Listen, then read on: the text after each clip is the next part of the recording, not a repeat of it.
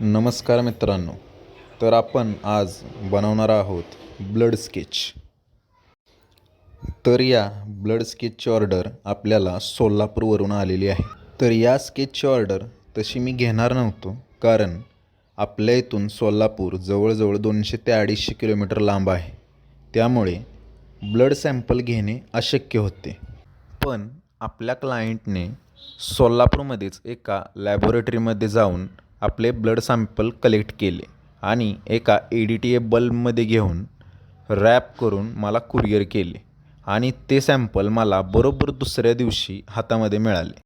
आता सॅम्पल आपल्याला मिळालेले आहे. पाहूया ते व्यवस्थित कंडिशनमध्ये आहे का. तर सॅम्पल एकदम व्यवस्थित कंडिशनमध्ये आहे. अजिबात क्लॉट झालेलं नाही, कारण हे सॅम्पल एका EDTA बल्बमध्ये घेतलेलं आहे. या बल्बमध्ये आधीपासूनच एक केमिकल असते, त्यामुळे त्यामध्ये घेतलेले ब्लड अजिबात क्लॉट होत नाही. तर चला आता आपण स्केच बनवायला चालू करूया. हे स्केच बनवताना मास्क आणि ग्लोव्ज घालणे खूप आवश्यक असते. तर चला आता आपल्याला ॲडव्हान्स पेमेंट देखील आलेला आहे. आपल्या क्लायंटला हे स्केच लगेचच तिसऱ्या दिवशी हवे होते, त्यामुळे आपण सॅम्पल मिळाल्या हे स्केच बनवायला चालू केलं आहे. आता या स्केचचा एक फोटो आपण क्लायंटला पाठवूया.